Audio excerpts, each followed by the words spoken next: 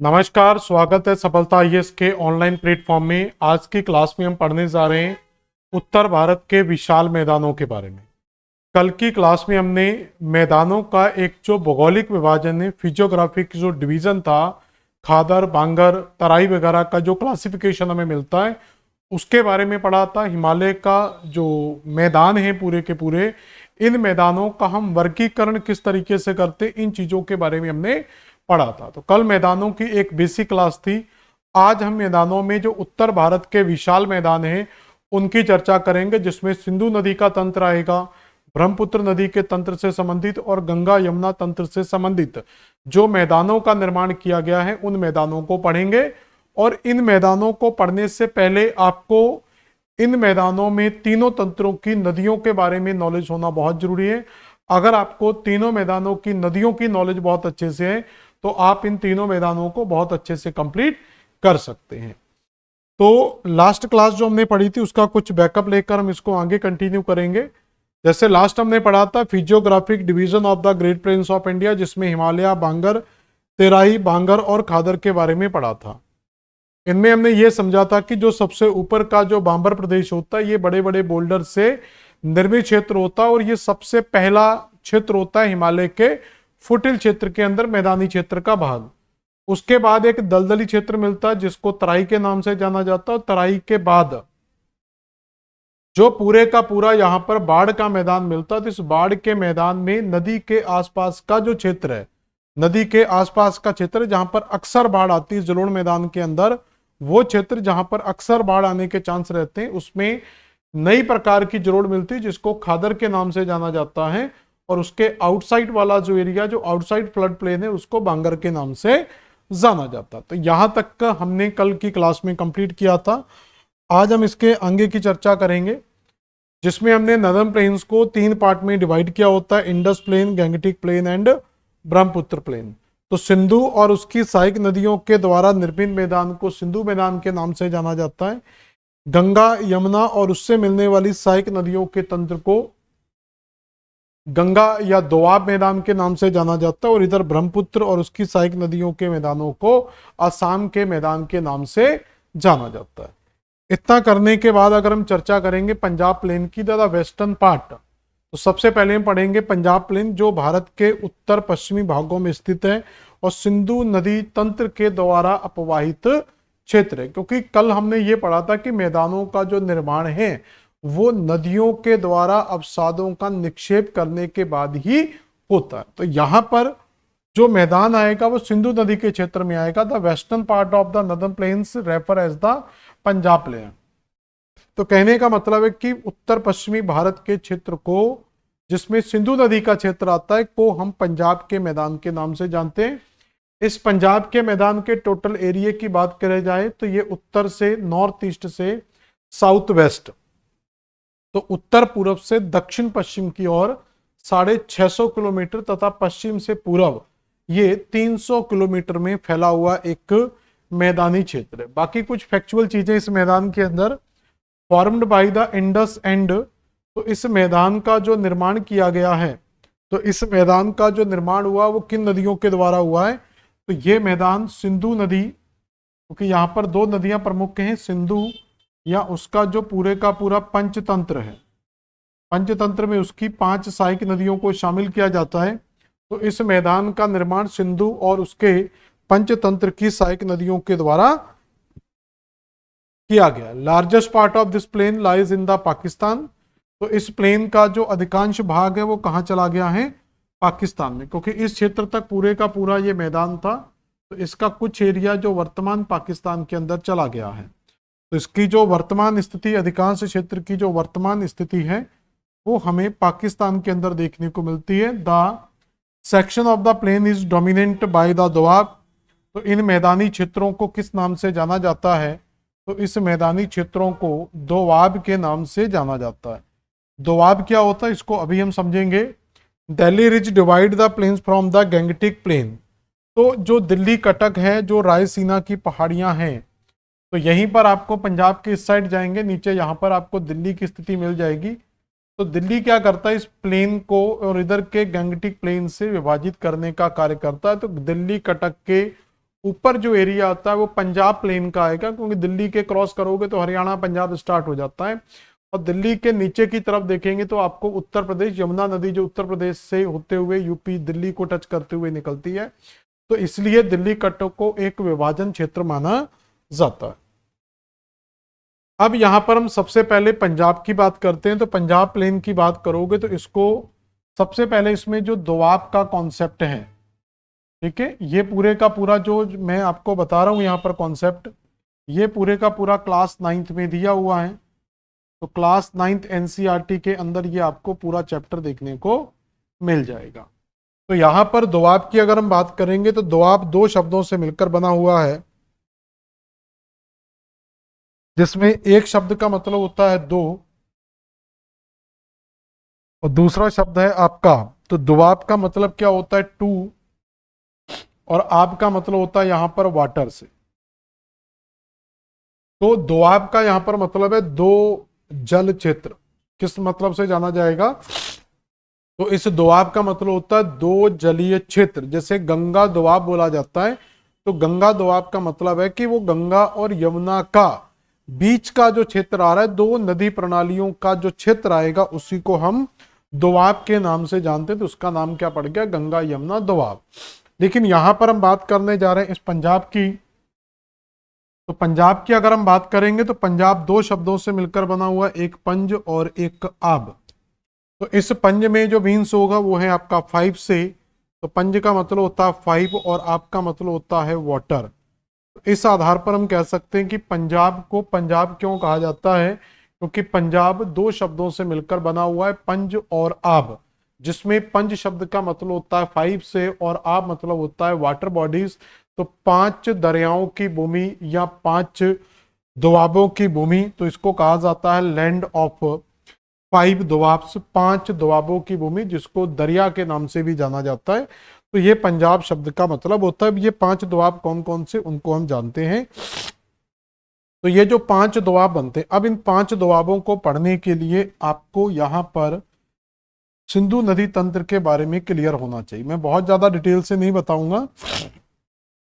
तो इस सिंधु नदी तंत्र के अंदर जो सबसे प्रमुख हमारी नदी मिलती है हमें, तो सबसे इस नदी तंत्र की जो बड़ी नदी है वो हमें कौन सी मिलती है? सिंधु नदी।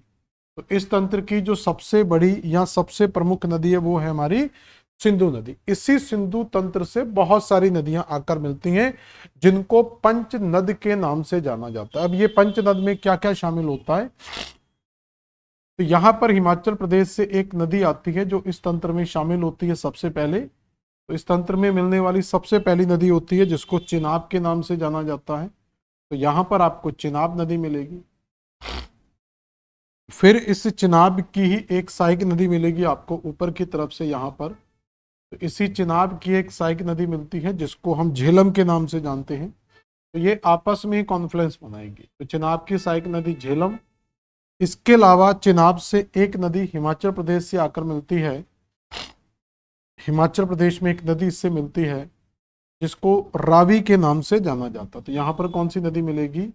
रावी नदी मिल जाएगी। और रावी के बाद इससे एक बड़ी नदी आकर मिलती है जिसको हम सतलुज के नाम से जानते हैं। तो यहां पर आप देखेंगे सारी नदियां एक दूसरे के साथ मिलती जा रही हैं। तो ये सतलुज नदी के नाम से जाना जाता है। और यहीं पर सतलुज नदी से एक नदी आकर मिल जाती है जिसको ब्यास के नाम से जाना जाता है। ये डिटेल से नहीं बता रहा हूं मैं अभी, इसको हम सिंधु नदी तंत्र के अंदर ऑलरेडी पढ़ चुके हैं। तो यहां पर सबसे पहली नदी हो गई आपकी दोस्तों सिंधु नदी। सिंधु नदी के बाद झेलम, चिनाब, रावी, ब्यास और सतलुज। तो ये जो 5 नदियां हैं, झेलम, चिनाब, रावी, सतलुज और ब्यास, ये 5 नदियां मिलकर यहां पर पंच नद का निर्माण करती हैं। तो ये क्या बनता है? यहाँ पर पंच नद का फॉर्मेशन होता है। और यही पंच नद जाकर प्रमुख जो धारा है सिंधु, तो इस सिंधु की मुख्य धारा से जाकर मिल जाता है। यहां तक क्लियर हो गया। लेकिन यहां याद रखना कि हमारा जो टॉपिक है वो नदी को पढ़ना नहीं है। हमारा जो टॉपिक यहां पर है वो इस सिंधु तंत्र को समझना नहीं है, बल्कि इसके दोआब क्षेत्र को समझना है। तो यहां पर अगर हम दोआब देखेंगे तो कौन कौन से दोआबों का यहां निर्माण हो सकता है। तो पहला जो दोआब आप देखेंगे वो बनेगा हमारा सिंधु नदी और झेलम नदी के बीच में, जिसको सिंधु सागर दोआब के नाम से जाना जाता है। तो पहला यहाँ पर दोआब कौन सा बनेगा हमारा, सिंधु सागर दोआब। तो पहला दोआब दोस्तों याद रखेंगे कौन सा, यहाँ पर सिंधु सागर दोआब। तो सिंधु सागर दोआब हमें कहाँ मिलेगा, सिंधु नदी और झेलम नदी के बीच में मिलेगा। दूसरे दोआब की अगर हम यहाँ पर बात करेंगे तो ये आपको जो दूसरा दोआब मिलेगा वो झेलम और चिनाब नदी के बीच में मिलेगा, जिसको छेज या छाज दोआब के नाम से जाना जाता है। तीसरा जो आपको दोआब मिलेगा ये आपको चिनाब और रावी नदी के बीच में मिलेगा, जिसको रचना के नाम से जाना जाता है। तो यहाँ पर आपको रचना दोआब मिल जाएगा। चौथा जो दोआब हमें मिलेगा, फोर्थ नंबर पर जो दोआब आपको याद रखना है वो आपको बारी दोआब याद रखेंगे। यहाँ पर अगला दोआब आपको मिलेगा बारी दोआब। लास्ट जो आपको दोआब मिलता है 5वें नंबर का, वो है आपका बिस्त दोआब।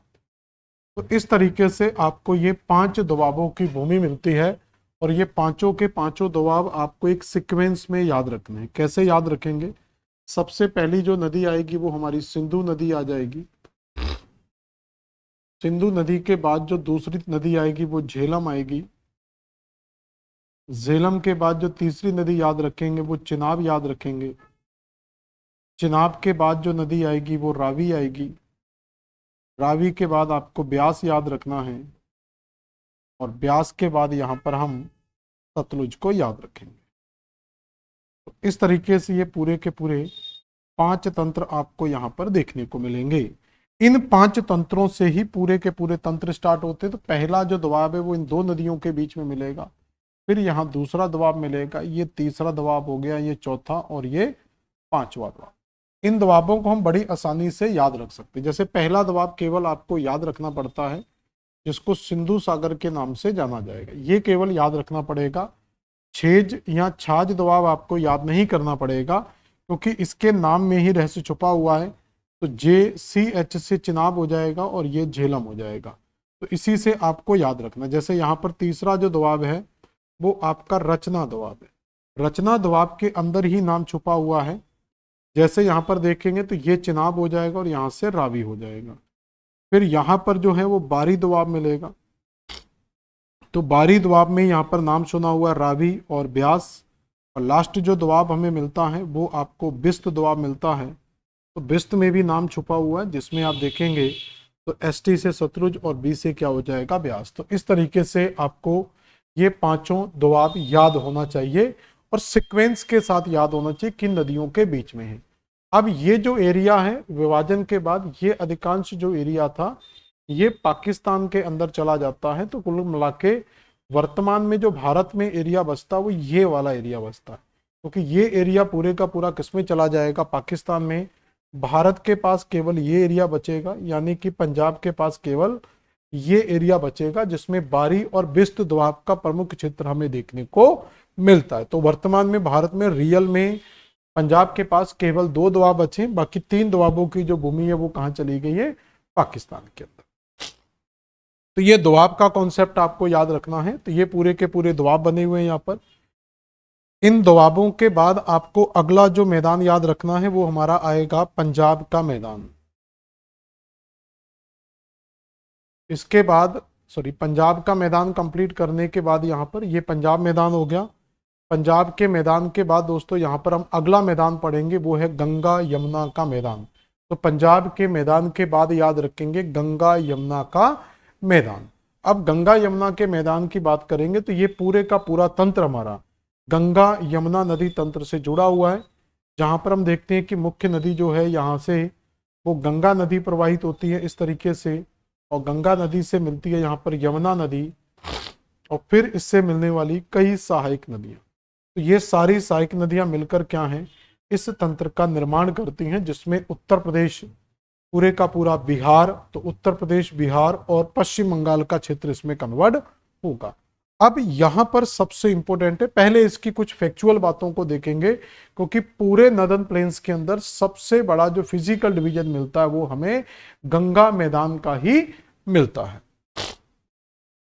तो इस मैदान के पहले कुछ फैक्चुअल चीजों को लिख लेते हैं, ये भी क्लास 9th एनसीईआरटी के अंदर दिया हुआ है। तो the Ganga plain extend between, तो इसका पूरे का पूरा जो विस्तार है, तो इस गंगा प्लेन का जो पूरे का पूरा विस्तार है वो नॉर्मली दिया हुआ है कि ये घग्गर नदी से स्टार्ट हो जाता है। राजस्थान में घग्गर नदी मिलेगी, तो घग्गर नदी से लेकर ये वेस्ट बंगाल में आपको नदी मिलेगी तीस्ता। तो हम कह सकते हैं इसका पूरे का पूरा जो विस्तार है वो राजस्थान से लगभग स्टार्ट हो जाता है घग्गर नदी से। घग्गर नदी से लेकर ये कहां तक फैला हुआ है, वेस्ट बंगाल में तीस्ता नदी तक फैला हुआ है।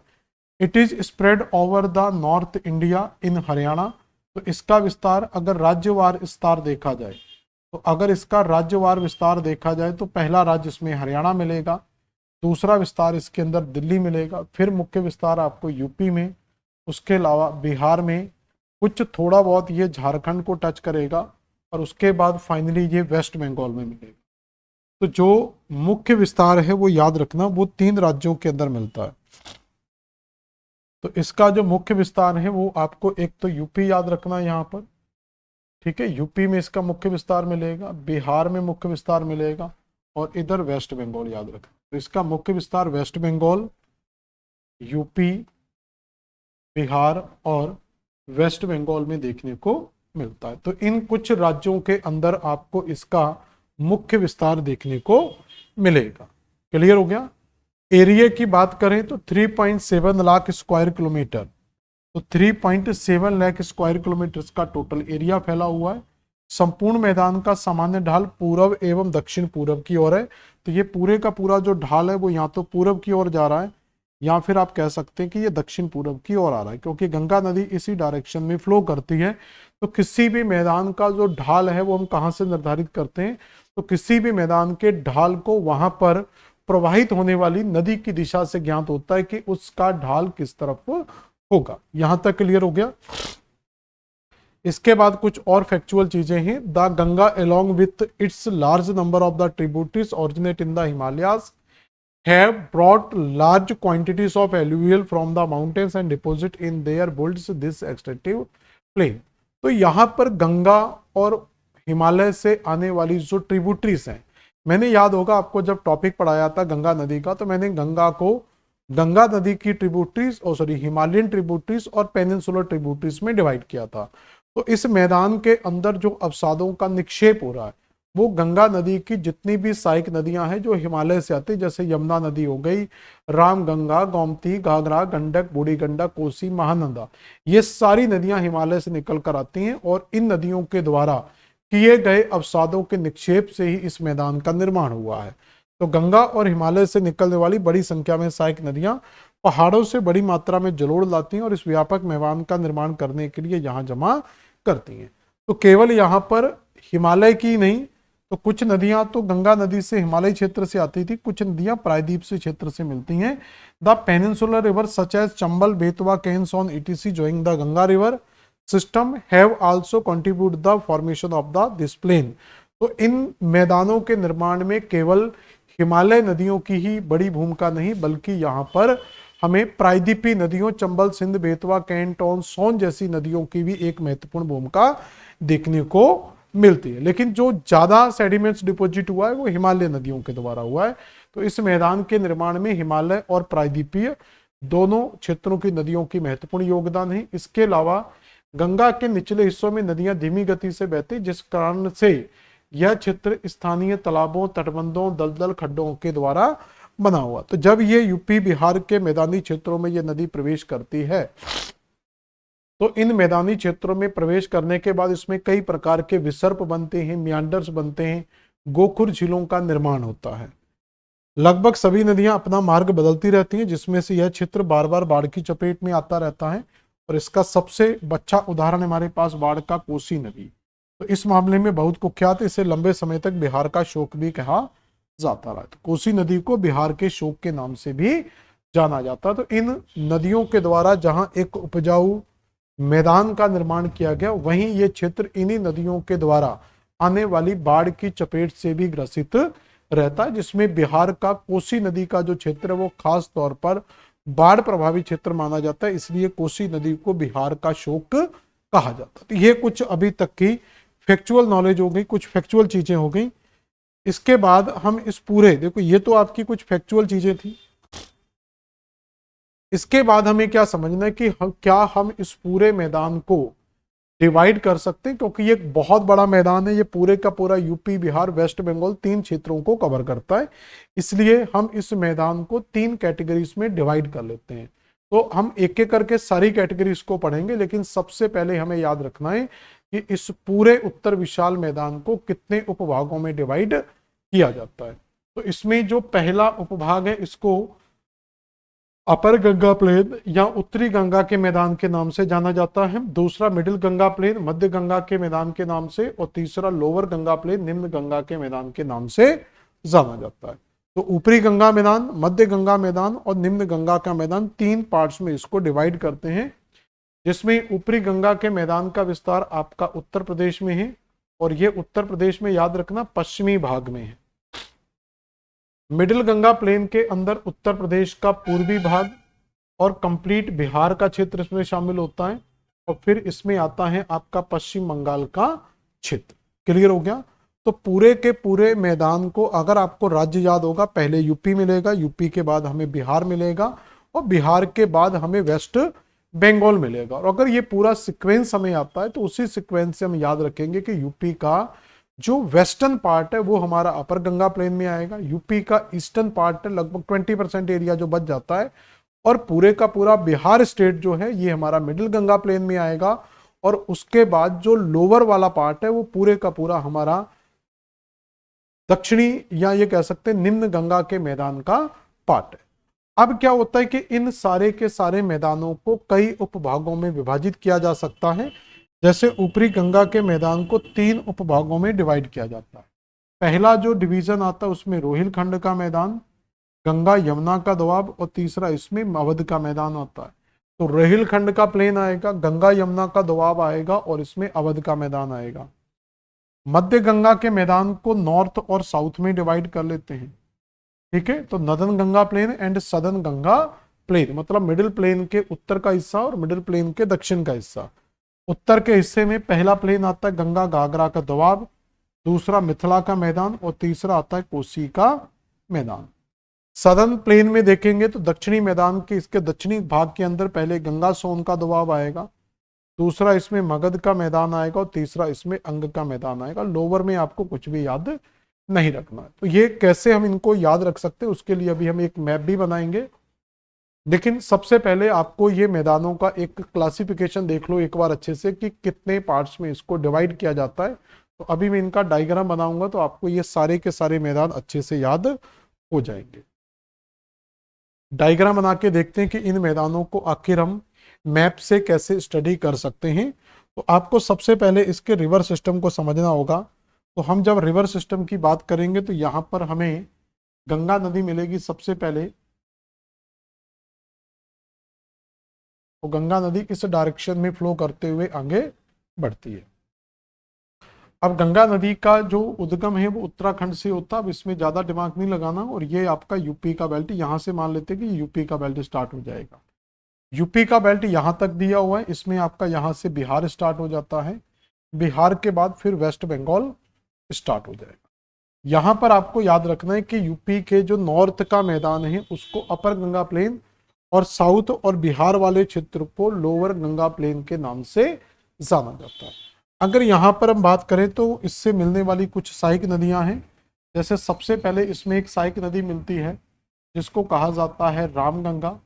रामगंगा के बाद एक छोटी सी सहायक नदी है गोमती, और गोमती के बाद एक बड़ी सहायक नदी मिलती है जिसको कहा जाता है घाघरा।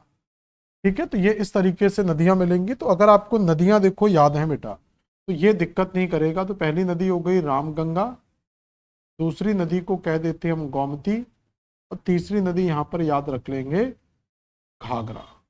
तो रामगंगा, गोमती और घाघरा, ये 3 नदियां समझ में आई। अब देखो जो मैंने मैदान आपको बताए हैं यहाँ पर, उन मैदानों के साथ इनको पढ़ते हैं। तो पहले अपर गंगा प्लेन में 3 प्लेन आ रहे हैं, एक रोहिलखंड का मैदान, एक गंगा यमुना दोआब, और दूसरा आ रहा है आपका अवध का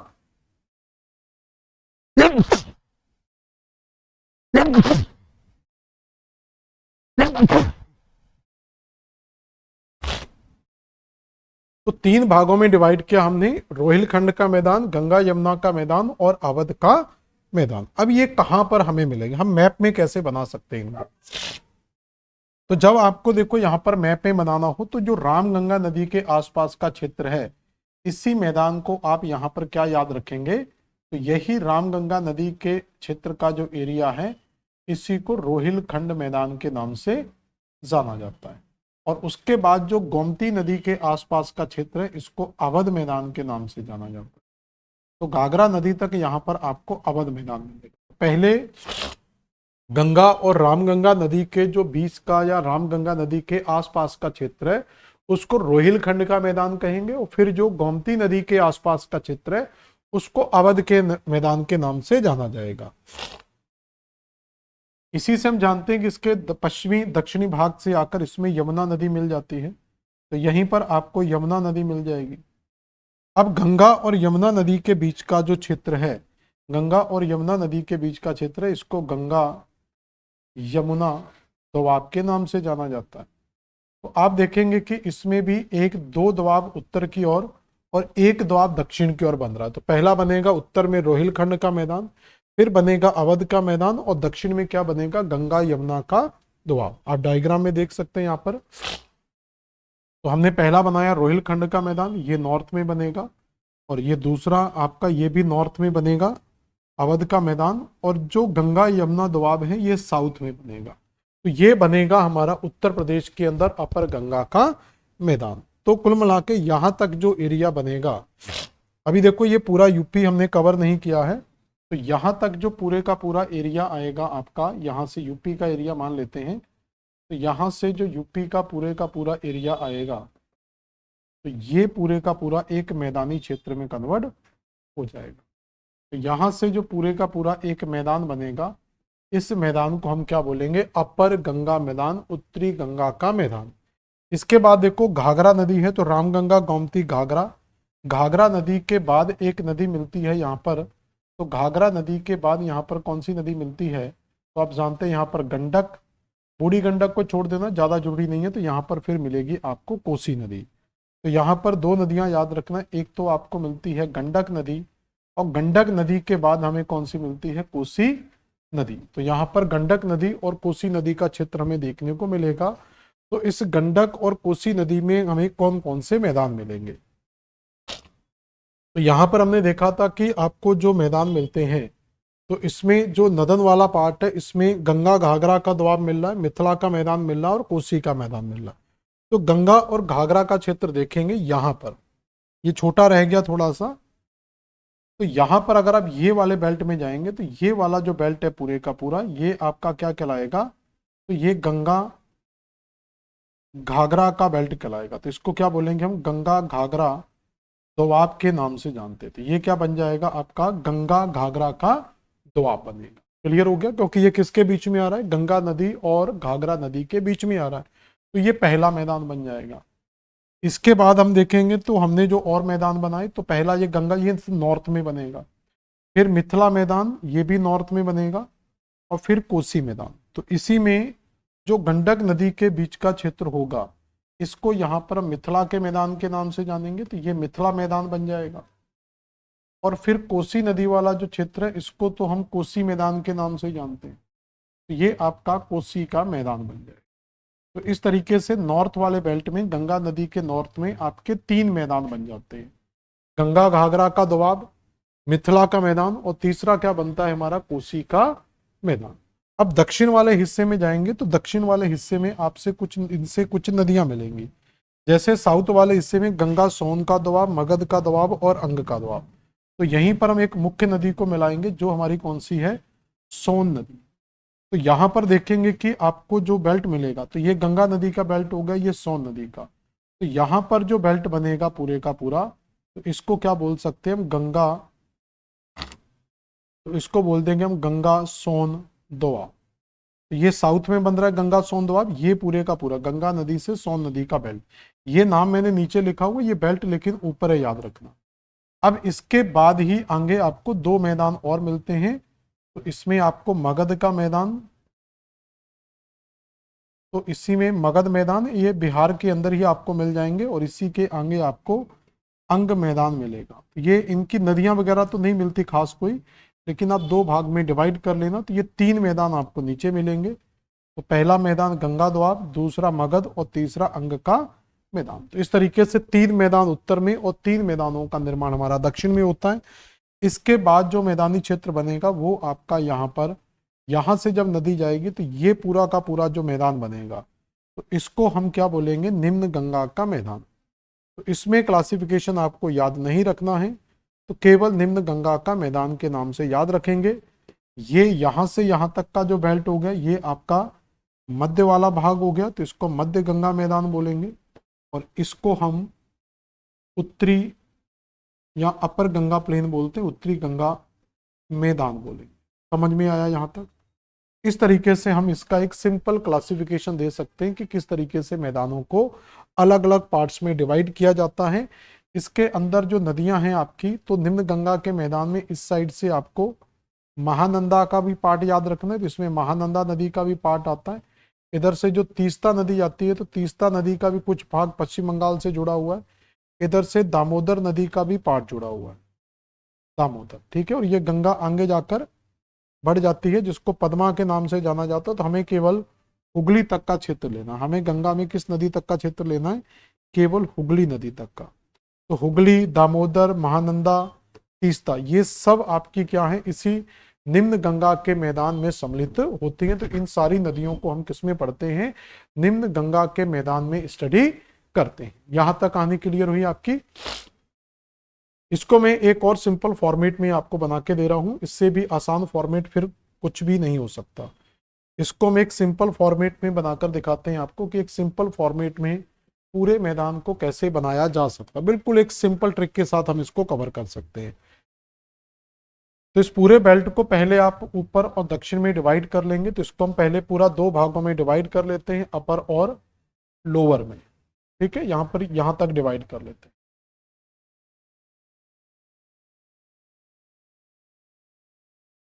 तो यहां तक हम इसको डिवाइड करते हैं। अब इसमें क्या होता है कि आपके जो मैदान बनेंगे, तो सबसे पहले आप देखोगे इसमें जो मैदान बनेगा वो आपका रोहिलखंड बनेगा।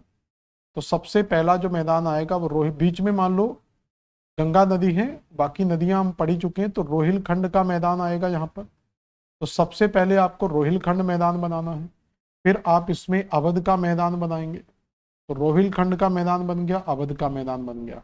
नीचे जो बनेगा वो आपका गंगा यमुना का दोआब बनेगा। तो यहाँ पर गंगा यमुना दोआब बन गया। इसके बाद आपका गंगा और घाघरा का दोआब बनेगा मध्य गंगा वाले क्षेत्र में। तो ये गंगा घाघरा का दोआब बन गया। इसके बाद आपका जो बना था है वो आपका कोसी का मैदान, और एक और था आपका यहाँ पर जिसको मिथिला का मैदान कहते हैं। तो यहाँ पर आपको मिथिला मैदान मिल जाएगा। तो ये मिथिला मैदान हो गया, और मिथिला मैदान के नीचे आपका कोसी का मैदान हो गया। तो ये कोसी का मैदान बन जाएगा। ये पूरे नॉर्थ वाले बेल्ट में हो गए। गंगा यमुना दोआब के बाद जाएंगे तो आपको यहाँ पर गंगा सोन का दोआब मिलेगा। तो गंगा सोन का दोआब क्षेत्र हो गया, गंगा सोन दोआब हो गया। यहाँ पर जाएंगे तो आपका मगध का मैदान हो गया, तो मगध मैदान बन गया। और मगध के बाद आपका अंग का मैदान बन गया। तो यहाँ पर हम इसको कैसे डिवाइड करेंगे, देखो। तो यहाँ पर जब हम देखेंगे कि इस जगह से लेकर, तो ये पहला मैदान बनेगा यहाँ पर, ठीक है। ये पहला मैदान बनेगा, और यहाँ से ये आपका दूसरा मैदान बनेगा, और फिर ये तीसरा मैदान, और ये इस तरीके से आपका 5 मैदानों में डिवाइड हो जाएगा। पहले रोहिलखंड का मैदान, फिर अवध का मैदान, फिर गंगा का मैदान, फिर मिथिला का मैदान, और फिर कोसी का मैदान। इसको हम मुख्य विभाजन रेखा मान लेते हैं। यहाँ से ये हमारी बड़ी विभाजन रेखा हो जाएगी, क्योंकि इस रेखा से हम क्या करेंगे, इसको अपर गंगा प्लेन में ऐड करेंगे। तो ये अपर गंगा प्लेन, और यहाँ से आपका हो जाएगा लोअर गंगा प्लेन। इस तरीके से डिवाइड कर सकते हैं। यहाँ पर आप देखेंगे तो इसमें यहाँ से आप विभाजन कर लेना, यहाँ से मुख्य धारा विभाजित हो जाएगी। तो ये अपर गंगा प्लेन का पार्ट हो जाएगा, और यहाँ से जो 3 भागों में डिवाइड होगा, तो ये 3 भागों में डिवाइड होगा, तो ये आपका लोअर गंगा प्लेन का पार्ट हो जाएगा। तो 3 प्लेन आपके ऊपर और 3 प्लेन आपको नीचे मिलेंगे। तो ये पूरे का पूरा जो बेल्ट है, यहाँ से आप डिवाइड कर सकते हो इसको इस तरीके से। ये लाइन बराबर नहीं आ पाई तो आप ऐसे बना लेंगे। तो ये पूरा का पूरा जो बेल्ट बनेगा, ये आपका बेल्ट बनेगा कौन सा, लोअर गंगा का प्लेन, जिसमें 3 मैदान उत्तर में, 3 मैदान नीचे। और ये जो पूरे का पूरा क्षेत्र बनेगा, इसको हम बोलेंगे निम्न गंगा का मैदान। तो ये निम्न गंगा का मैदान हो गया। तो ऐसे करके आपको केवल मैदान क्लियर होना चाहिए। अब इसमें आप नदियां सेट कर सकते हैं। बीच में मुख्य जो विभाजन है वो आप गंगा नदी को मान सकते हो। जैसे इसमें हम नदियां ऐड करेंगे तो इसमें जो प्रमुख नदी है हमारी, तो इसमें मान लेते हैं कि जो मुख्य विभाजन वाली नदी है बीच में, वो कौन सी नदी है, यहाँ पर गंगा नदी आ रही। तो मुख्य विभाजन वाली नदी कौन सी है, गंगा नदी। अब इस गंगा नदी से कौन कौन सी नदियां मिलती, जैसे यहाँ पर रोहिलखंड के अंदर जो नदी मिलती है वो आपकी कौन सी नदी है, रामगंगा नदी। अवध के अंदर जो नदी मिलाएंगे वो कौन सी है, गोमती नदी। यहाँ पर जो नदी आएगी वो कौन सी है, घाघरा नदी। यहाँ पर गंडक नदी, यहाँ पर कोसी नदी। अपने आप नदियां मिलती चली जाएंगी। यहाँ पर गंगा सोन दोआब में मिलाएंगे तो यहाँ पर सोन नदी, ठीक है। यहाँ पर मिलाएंगे तो इस साइड से यहाँ पर आप यमुना नदी मिला देंगे, तो अपने आप ही चीजें बनती चली जाती। ये हुगली नदी से यहाँ पर दामोदर नदी, महानंदा नदी, यहाँ पर आपको तीस्ता नदी। तो इस तरीके से बड़े प्यार से आप इस सिस्टम को याद रख सकते हैं। बहुत ज्यादा क्रिटिकल टेक्निकल चीजों की जरूरत नहीं होती है। अब एक एक करके हम इन सारे मैदानों के बारे में मोटा मोटा आइडिया समझते हैं कि ये आखिर मैदान किस तरीके से है, क्या क्या डाटा इसमें याद रख सकते हैं। अपर गंगा प्लेन की अगर हम बात करेंगे, अपर गंगा प्लेन की अगर हम बात करेंगे तो ये आपका लगभग, ये डाटा भले ही मत याद रखना, 1,49,000 याद रख लेना, मोटा मोटा 1.49 याद रख लेना। तो इसका जो टोटल एरिया है वो 1,49,000 वर्ग किलोमीटर है, जो कुल ज्योग्राफिकल एरिया का, या ये कह सकते हैं यूपी का 89% एरिया कवर करता है। तो इसमें उत्तर प्रदेश का कितना एरिया, 89% एरिया उत्तर प्रदेश का आता है। बाउंडेड की बात करेंगे, पश्चिम में यमुना नदी, नॉर्थ में शिवालिक रेंज, ईस्ट में प्रयागराज फैजाबाद और साउथ में नदन एस्कारपमेंट ऑफ पेनिनसुला। देखो यहाँ पर एक चीज और समझ लो, इस पूरे मैदान का जब हम क्लासिफिकेशन करते हैं या इसकी बाउंडेशन की बात करते हैं, तो पूरे के पूरे उत्तर में आप जानते हैं कि उत्तर की जो सीमा है वो शिवालिक हिमालय बनाएगा। उत्तर की पूरी सीमा कौन बनाएगा, तो तीनों मैदानों में उत्तर की सीमा में आपको क्या याद रखना है, शिवालिक हिमालय, क्योंकि ये मैदान उत्तर में शिवालिक हिमालय पर स्थित है। और इनके दक्षिण में आप देखेंगे जो प्रायद्वीपीय पठार, यहां से आपका शिवालिक हिमालय के ढाल आ गए और इधर से जो ढाल आएंगे वो प्रायद्वीपीय पठार के दक्षिण उत्तरी ढाल आ जाएंगे। तो इन ढालों से लेकर इन ढालों के बीच में पूरे का पूरा आपका मैदान बना हुआ है। मतलब आप इस तरीके से समझ सकते हो, इधर हिमालय के क्षेत्र आ जाते हैं, यहाँ पर प्लेन आ जाएगा और यहाँ से आपका पठार स्टार्ट हो जाता है। ये पठार और ये आपका हिमालय और बीच में क्या हो गया, मैदान। तो ये पठार का उत्तरी ढाल हो गया और शिवालिक के दक्षिणी ढाल हो गए। तो इसका मतलब निचले वाले पूरे भाग के अंदर मिलेगा वो आपको क्या मिलेगा यहाँ पर, तो यहाँ पर आपको प्रायद्वीपीय पठार मिलेगा। तो यहाँ पर प्रायद्वीपीय पठार के उत्तरी ढाल या उत्तरी कगार मिलेंगे। तो इनको उत्तरी कगार भी बोल देते हैं, नदन एस्कारपमेंट ऑफ पेनिनसुलर प्लेटू या ढाल भी लिख सकते हैं। तो कम से कम उत्तर और दक्षिण में तो किसी भी मैदान के बारे में पूछा जाता है तो आप उत्तर दक्षिण में किसी भी मैदान की सीमा के बारे में यहाँ पर आसानी से बता सकते हैं कि कौन कौन से मैदान का निर्माण किस किस प्रकार से हुआ है। अब यहाँ पर क्वेश्चन आता है कि इनकी पश्चिमी सीमा और पूर्वी सीमाओं का निर्धारण किस प्रकार से किया गया होगा।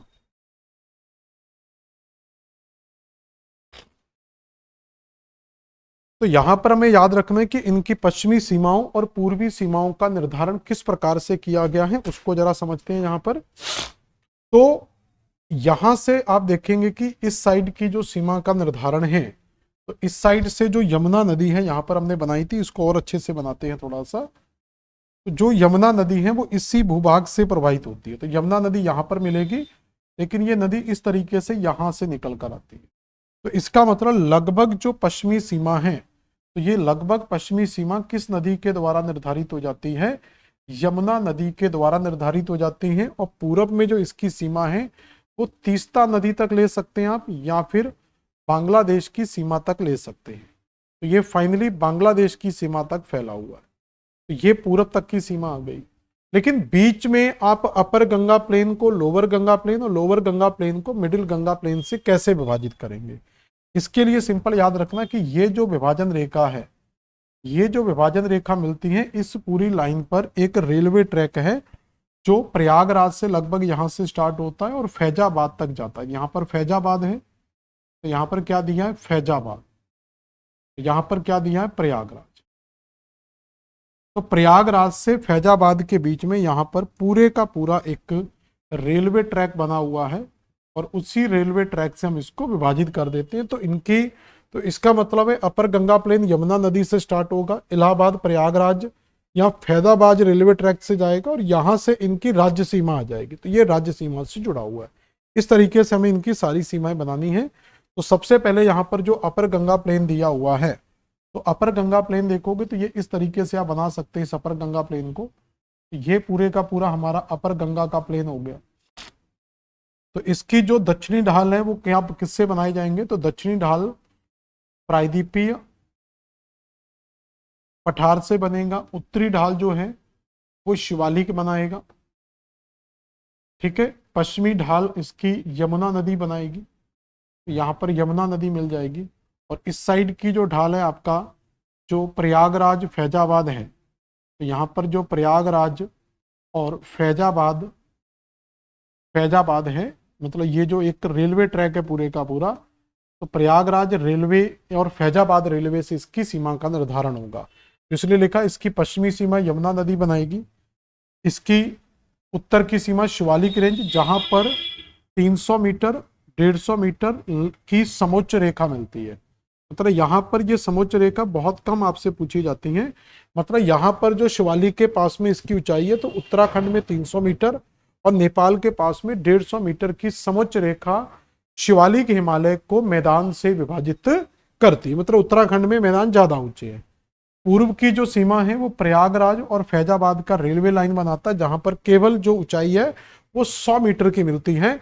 और दक्षिणी सीमा सदर्न नदन स्कारमेंट ऑफ, तो दक्षिणी सीमा जो है वो northern escarpment of the peninsular plateau, तो प्रायद्वीपीय पठार के जो दक्षिणी कगार हैं, तो इनके द्वारा इसकी सीमा का निर्धारण बनाया जाता। तो इसका मतलब यहाँ पर जो हम विभाजन करेंगे, क्योंकि मैदान को जब पठार से विभाजित किया जाता है, तो मैदान को पठार से जब विभाजित करते हैं तो वो समोच्च रेखा से विभाजित करते हैं। तो यहाँ की जो ऊंचाई है वो 150 मीटर मिलती है, इस साइड आपको 100 मीटर मिलेगी और इस साइड आपको 300 मीटर मिलेगी और इस साइड आपको 150 मीटर मिलेगी। तो टोटल जो एवरेज हाइट निकल कर आई वो 100 से 300 मीटर के बीच में है। अब इसको 3 सब डिवीजन में हमने डिवाइड किया था। पहला सब डिवीजन क्या था, रोहिलखंड का मैदान, दूसरा गंगा यमुना का मैदान, तीसरा क्या था, अवध का मैदान। तो रोहिलखंड के मैदान में रामगंगा नदी का क्षेत्र आपको याद रखना है, यहां पर गंगा और यमुना का क्षेत्र आ जाएगा। तो यहाँ पर गंगा यमुना का क्षेत्र आ जाएगा और यहाँ पर आपको गोमती नदी का प्रमुखता क्षेत्र याद रखना। डायग्राम में आपको शुरू से बना चुका था, यहीं पर आप इसको चाहो तो यहाँ पर बना सकते हो। तो यहाँ पर जो सबसे पश्चिम में है, यहाँ से यमुना नदी की सीमा आपको बना लेनी इस तरीके से, यहाँ से गंगा नदी की सीमा आ जाएगी। तो ये दोनों नदियां मिलकर, ठीक है, यहाँ कहाँ मिल जाएंगी, तो ये पहले तो गंगा नदी का क्षेत्र बना लेंगे। ये गंगा नदी प्रयागराज से निकल कर जाएगी, फिर इसी से आपको यहाँ से होते हुए यमुना नदी को यहाँ मिला लेना। तो ये आप देखेंगे तो यहाँ पर आपका गंगा यमुना का दोआब मिल जाएगा, ऊपर रोहिलखंड का प्लेन मिल जाएगा और इधर आपका अवध का प्लेन मिल जाएगा। 3 मैदान बन जाते हैं। इसके बाद आता है मध्य गंगा का मैदान, जो 1,50,000 स्क्वायर किलोमीटर में फैला हुआ है, बड़ा क्षेत्र है, जो लगभग central and eastern Uttar Pradesh का जो 10-11% क्षेत्र बचा हुआ वो और पूरे का पूरा बिहार आता है। इसकी भी बाउंड्री सेम आपको याद रखनी है। तो इस मैदान को भी आप सेम उसी तरीके से याद रखेंगे यहाँ पर। तो ये मैदान भी आपको सेम उसी तरीके से बनता हुआ दिखेगा, जहां पर ऊपर में आपको शिवालिक हिमालय याद रखना है, उत्तर दक्षिण वाला तो रटना ही नहीं, ऊपर शिवालिक, नीचे प्रायद्वीपीय पठार के ढाल, प्रायद्वीपीय पठार आ जाएगा। इस साइड हम जानते हैं कि जो हमने लास्ट पॉइंट पढ़ा था वो आपका फैजाबाद वाला रेलवे लाइन था, तो फैजाबाद और यहां पर आपका प्रयागराज वाला, तो फैजाबाद प्रयागराज रेलवे लाइन से हम डिवाइड करते थे। अब इस साइड की जो सीमा है ये वेस्ट बंगाल तक टच करेगी। कहां तक, वेस्ट बंगाल की और बिहार की जो राज्य सीमा है, तो वेस्टर्न सीमा प्रयागराज फैजाबाद रेलवे 100 मीटर की समुच्च रेखा, उत्तरी की शिवालिक सीमा जानते 150 मीटर, और इधर बिहार वेस्ट बंगाल का जो बॉर्डर है वो बंगाल बॉर्डर से डिवाइड होगी, और दक्षिण की आप जानते हैं। तो यहां पर अब चीजें सिंपल हो जाएंगी। तो ये 150 मीटर है, ऊपर भी 150 मीटर, और इधर की जो रेखा वो आपकी इस साइड की जो रेखा वो आपकी 100 मीटर की ऊंचाई मिलेगी। इस साइड आपको लगभग वही, तो छोड़ देना इस साइड को, राज्य सीमा है लगभग, आप चाहो तो 100 मीटर दिया हुआ तो 100 मीटर इधर याद रख लेना। अब इसमें आपको टोटल 6 मैदानों में डिवाइड कराया था हमने। तो यहां पर सबसे पहले आपको गंगा नदी याद रखनी है, और इधर से आपको यमुना नदी याद रखनी। ये दोनों नदियां प्रयागराज में मिलती, उसके बाद गंगा नदी इधर से होते हुए आगे बढ़ेगी। गंगा नदी से ऊपर की तरफ से गंगा से पहली रामगंगा, उसके बाद यहाँ से गोमती भी मिल चुकी होगी, इसके बाद जो नदी मिलेगी वो घाघरा, फिर गंडक, और उसके बाद कोसी नदी। 3 नदियां याद रखना है। नीचे की तरफ से आपको इसमें सोन नदी याद रखना है। तो ये आपका सोन नदी का क्षेत्र हो गया, ये घाघरा का हो गया, ये गंडक का हो गया, और ये आपका कोसी का क्षेत्र हो गया। अब 3 मैदान ऊपर 3 मैदान नीचे बनेंगे। तो 3 मैदान ऊपर बनेंगे, तो 1 2 3 यहाँ पर बनाना है। तो ये गंगा और घाघरा का दोआ बन जाएगा, ये आपका मिथिला का प्लेन बन जाएगा, और इस साइड आपका कोसी प्लेन बन जाएगा, और इस साइड आपका गंगा और सोन का प्लेन बन जाएगा, यहाँ पर मगध का प्लेन बन जाएगा, और यहाँ पर अंग का प्लेन बन जाएगा। तो ये आप देख सकते हैं। तो नदन प्लाट को हमने 3 पार्ट में डिवाइड किया था, और साउथ वाले पार्ट को भी 3 पार्ट्स में डिवाइड किया था। इसके बाद आपका आता है लोअर गंगा का प्लेन। लोअर गंगा प्लेन का जो एरिया वो लगभग 8 लाख स्क्वायर किलोमीटर मिलता है।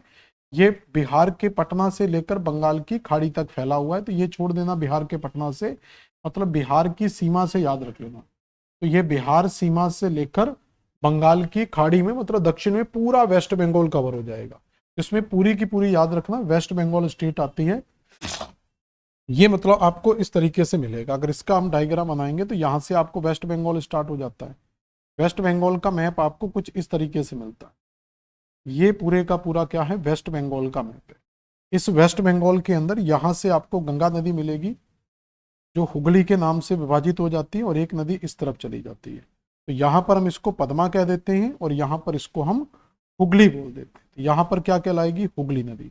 इसी हुगली से यहाँ पर दामोदर नदी मिलती है, इसी गंगा से यहाँ पर महानंदा मिलती है। तो यहाँ पर ये नदियाँ याद रखेंगे। यहाँ पर कौन सी नदी का क्षेत्र आएगा, महानंदा का, और यहाँ पर कौन सी नदी का क्षेत्र आएगा, दामोदर का। और इसी में जब यहाँ पर आके ब्रह्मपुत्र नदी इससे मिलती है, जिसको जमुना कहा जाता है, और इसी जमुना से पश्चिम बंगाल की तरफ से एक नदी आकर मिलती है जिसको तीस्ता कहा जाता है। तो तीस्ता का क्षेत्र भी इसी मैदान के अंतर्गत आएगा। ठीक है, तो तीस्ता का क्षेत्र भी इसी मैदान के अंतर्गत ही आएगा। अब यहाँ पर बॉर्डर्स को अगर हम देखेंगे तो इसके पश्चिम में पूरे का पूरा झारखंड का स्टेट है, जहां पर छोटा नागपुर का पठार मिलेगा। तो इस साइड छोटा नागपुर के पठार की सीमा हो जाएगी। इस साइड आपका बांग्लादेश स्टार्ट हो जाएगा, तो बांग्लादेश के साथ सीमा बन जाएगी। ऊपर आपका वही शिवालिक वाला क्षेत्र रहेगा, नीचे आपका बे ऑफ बंगाल आ जाएगा। तो वेस्ट में छोटा नागपुर पठार है, नॉर्थ में सिक्किम यानी कि शिवालिक वाला ही बेल्ट आएगा यहाँ पर, और इधर असम और बांग्लादेश का बॉर्डर आ जाएगा। साउथ में मिदनापुर या सुंदरबन डेल्टा तक इसको हम कवर कर सकते हैं। तो ये आपका लोअर गंगा का मैदान कंप्लीट होता है। तो इस तरीके से हमने गंगा के मैदान को यहाँ पर पूरी तरीके से कंप्लीट कर लिया है। अब गंगा के मैदान के बाद तो हमने पंजाब का मैदान कंप्लीट किया, और पूरी तरीके से यहाँ पर गंगा का मैदान कंप्लीट किया। अब छोटा सा मैदान है ब्रह्मपुत्र नदी का मैदान, जिसको पहले आप चाहो तो डायग्राम से देख सकते हो। छोटा सा मैदान है। तो ब्रह्मपुत्र नदी का जो मैदान है ये हमें उत्तर पूर्वी राज्यों के अंदर मिलेगा। तो उत्तर पूर्वी राज्यों का अगर हम मैप देखेंगे तो यहाँ पर आपको पूरे का पूरा उत्तर पूर्व का मैप बनाना है। तो इस उत्तर पूर्व मैप के अंदर एक नदी प्रवाहित होती है इस साइड से तिब्बत की तरफ से, जो इस अरुणाचल प्रदेश से होते हुए इस तरीके से बांग्लादेश में जाकर गिर जाती है, जिसको यहाँ पर जमुना के नाम से जाना जाता है। लेकिन इससे कई सहायक नदियां यहाँ पर मिलती हैं, कई सहायक नदियां इससे आकर यहाँ से मिलती हैं। अब ये जो बेल्ट बनेगा, यहाँ पर याद रखना कि ये जो बीच का बेल्ट बन रहा है ये, क्योंकि ये बीच का जो बेल्ट है ये असम वाला बेल्ट है। ये बीच का बेल्ट कहाँ आ जाता है, असम राज्य के अंतर्गत आता है। तो ये जितना भी असम स्टेट का बेल्ट है, तो इस पूरे असम स्टेट के बेल्ट को हम किस में काउंट करते हैं, ब्रह्मपुत्र के मैदान यानी कि असम के मैदान में काउंट करेंगे। तो आपको ये पूरे का पूरा बीच का बेल्ट यहाँ पर याद रखना है। तो ये पूरे का पूरा जो बीच का बेल्ट आ रहा है यहाँ से, ये पूरा का पूरा बीच वाला जो बेल्ट है, इसी को हम क्या बोलेंगे, ब्रह्मपुत्र का मैदान या असम के मैदान के नाम से जाना जाए। ये इतना एरिया आपको याद रखना है, समझ में आया। तो ये इतना एरिया किस नाम से जाना जाएगा, असम के मैदान के नाम से जाना जाएगा, जिसमें ब्रह्मपुत्र और उसकी सारी की सारी सहायक नदियां यहाँ पर कवर हो जाएंगी। समझ में आया, क्लियर हुआ। अब आगे समझते हैं, ठीक है, हाईलाइट हो रहा है। अब हम आगे देखते हैं कि और हमें क्या क्या फैक्चुअल चीजें इसमें क्या याद रखनी है। तो इसमें कुछ फैक्चुअल चीजें हैं जो थोड़ा सा आपको याद रखना है। This is known as the Brahmaputra valleys और Assam valleys and Assam plains, as most of the Brahmaputra valleys is situated in Assam. तो इसे ब्रह्मपुत्र घाटी, असम घाटी या असम के मैदान के नाम से जाना जाता है, क्योंकि यह ब्रह्मपुत्र घाटी के अधिकांश भाग असम में स्थित है। Its western boundary is formed by the Indo-Bangladesh border as well as the boundary of the lower Ganga plain. Its eastern boundary is formed by the Purvanchal hill.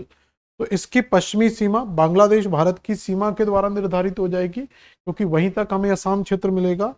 निचले गंगा की मैदान की सीमा से बनती है, क्योंकि वहीं से आपका लोअर गंगा का प्लेन स्टार्ट हो जाएगा।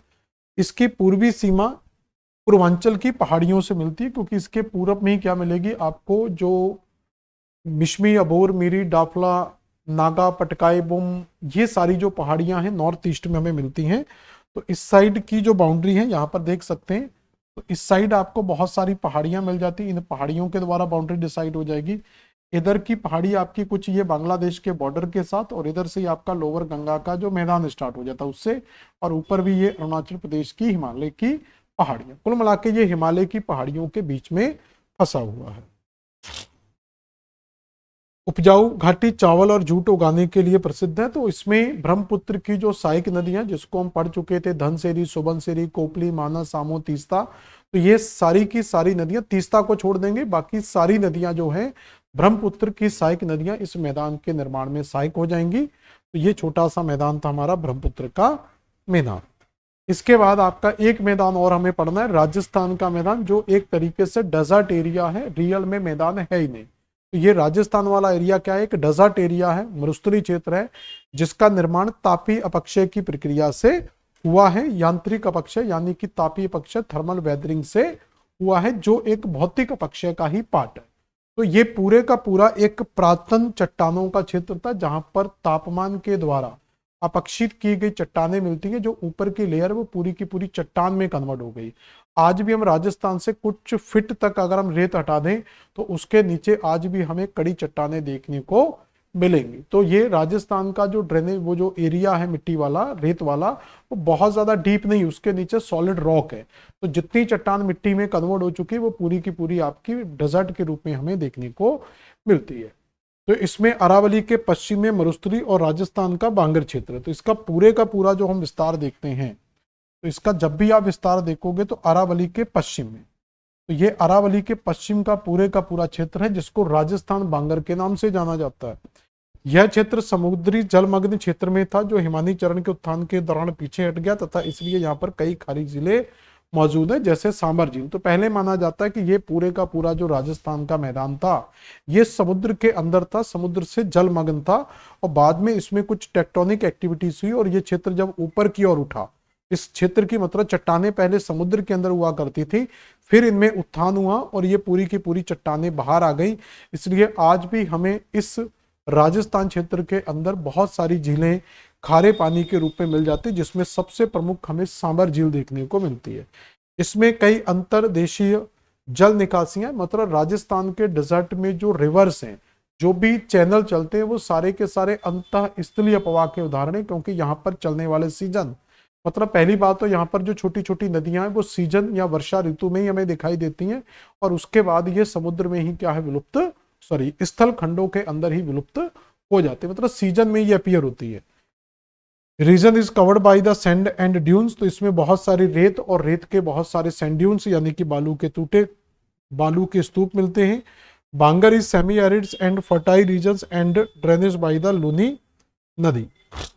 तो जो बांगर क्षेत्र है वो इसका एक अर्ध शुष्क क्षेत्र है, जहां पर लूनी नदी का अपवाह क्षेत्र हमें देखने को मिलता है। तो ये थोड़ा सा राजस्थान के बारे में आपको याद रखना होता है। तो ये हमारा राजस्थान का मैदान भी कंप्लीट होता है।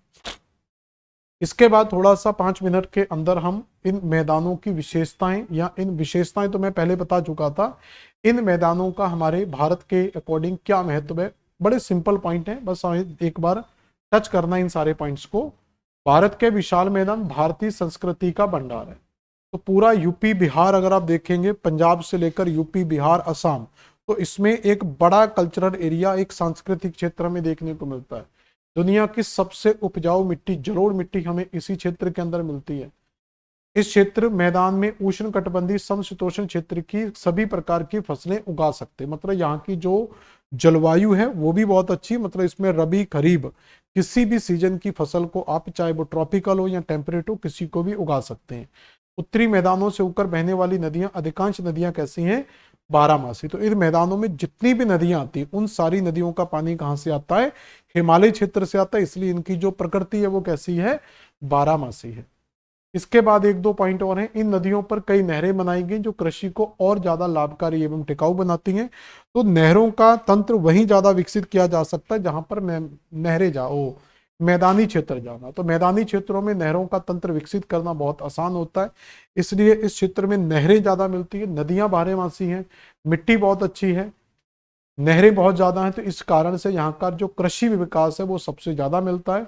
हरित क्रांति की शुरुआत भी इसी क्षेत्र में हमें देखने को मिलती है। उत्तरी मैदान में प्रचुर भूमिगत जल है। तो देखो, अंडरग्राउंड वाटर की भी प्रॉब्लम नहीं, सरफेस वाटर की प्रॉब्लम नहीं, अंडरग्राउंड वाटर की प्रॉब्लम नहीं, जलवायु की प्रॉब्लम नहीं, मिट्टी की प्रॉब्लम नहीं। तो एग्रीकल्चर में फिर कौन सी विडंबना पैदा हो सकती है, कोई विडंबना नहीं है। इस कारण से ये फर्टाइल एरिया है जिसका उपयोग सिंचाई, घरेलू औद्योगिक प्रयोजनों हेतु ट्यूबवेल पंपिंग सेट के माध्यम से किया जा सकता है। मैदानी इलाकों में सड़क, रेलवे बुनियादी ढांचाओं का विकास किया जाना बहुत आसान होता है। तो किसी रोड बनाना है आपको, कोई सड़क बनाना है, तो वहां पर बनाई जाने वाली सड़क, वहां पर बनाए जाने वाले रोड आदि चीजों का कंस्ट्रक्शन भी क्या होता है, बहुत आसान हो जाता है। एक पर्वतीय हिमालयी क्षेत्र में सड़क बनाना या रेलवे ट्रैक बनाना और एक मैदानी क्षेत्रों के अंदर सड़क या कोई रेलवे ट्रैक बनाना बेहद ही आसान होता है, क्योंकि मैदानी क्षेत्रों में चीजों का तंत्र, जो जाल नेटवर्क हमें बनाना है वो बनाना बहुत आसान हो जाता है। हमें बहुत सारी पुलियां, पुल वगैरह नहीं बनाने होते, कोई पर्वत को नहीं काटना है, एक तरफ से गिट्टी रोड बिछाते चले जाओ और आपका रोड बनता हुआ चला जाता है। इसलिए जो नेटवर्क है ज्यादा उत्तर भारत में सबसे ज्यादा हमें देखने को मिलता है। तो रेलवे नेटवर्क देख लो, सड़क नेटवर्क देख लो, ये सबसे ज्यादा हमें उत्तर भारत के अंदर ही डेवलप होता हुआ दिखता है। एक दो विशेषताएं की और बात कर लेते हैं। जैसे दिया हुआ है, the plains have witnessed several regions, political, culture and the social movement since in the dawns of history. तो इतिहास की शुरुआत में भी अगर आप हिस्टोरिकल बैकग्राउंड, मतलब ऐतिहासिक दृष्टि से भी ये मैदान काफी ज्यादा महत्वपूर्ण है। तो कई धर्मों का यहाँ पर उदय हुआ, जैसे बौद्ध धर्म का उदय देखेंगे यहीं पर हुआ, सिख धर्म का उदय हुआ, हिंदू धर्म के भी बहुत सारे जो स्थल हैं वो आपको सब इससे, हरिद्वार, वाराणसी वगैरह, ये सब इसी मैदानी क्षेत्रों के अंदर मिलते हैं। राजनीतिक दृष्टि से भी देखेंगे तो बड़े बड़े जो लीडर्स आप देखेंगे, देखो राजनीति में वही व्यक्ति जाता है जो घर से संपन्न होता है, आर्थिक दृष्टि से संपन्न होता है। तो यहाँ का जो रिच फर्टाइल सिस्टम है वो यहाँ के लोगों को काफी ज्यादा रिच बनाता है, संपन्न बनाता है। इस कारण से यहाँ पर संपन्नता ज्यादा, लोग पैसे वाले, और पैसे वाले हैं तो पॉलिटिक्स में ज्यादा इंटरेस्टेड रहेंगे। और सांस्कृतिक कल्चर यहाँ पर देखने को मिलता है, बहुत सारे सोशल जो मूवमेंट है वो भी हमें यहाँ पर देखने को मिलते हैं। दुनिया के कुछ महान धार्मिक जैसे हिंदू, बौद्ध, जैन, सिख आदि धर्मों की उत्पत्ति भी इसी क्षेत्र में हमें देखने को मिलती है। तो इसने ऐतिहासिक दृष्टि से महत्वपूर्ण है, धार्मिक दृष्टि से, सांस्कृतिक, राजनीतिक, सभी दृष्टि से महत्वपूर्ण। कई पवित्र तीर्थ स्थल जैसे अमृतसर, हरिद्वार, इलाहाबाद, बोध गया इसी मैदानों में स्थित है। तो इस तरीके से हमें मैदान का थोड़ा सा महत्व याद रखना होता है कि ये सांस्कृतिक दृष्टि से, राजनीतिक दृष्टि से, कल्चर की दृष्टि से, धार्मिक दृष्टि से, राजनीतिक आंदोलनों, धार्मिक आंदोलनों, सामाजिक आंदोलनों की दृष्टि से देखा जाए तो काफी ज्यादा महत्वपूर्ण है।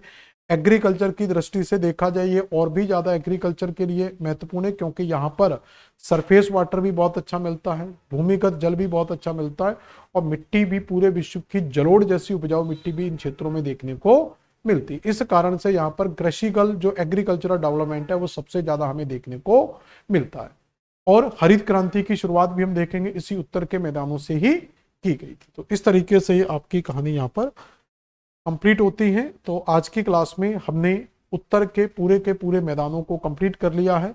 अगली जो क्लास होगी उसके अंदर हम पश्चिमी तटीय मैदान और पूर्वी तटीय मैदान की चर्चा करेंगे और उनकी विशेषताओं के बारे में पढ़ेंगे। तो तीसरी क्लास में आपका मैदान पूरी तरीके से कंप्लीट हो जाएगा। मिलते हैं नेक्स्ट क्लास में। धन्यवाद।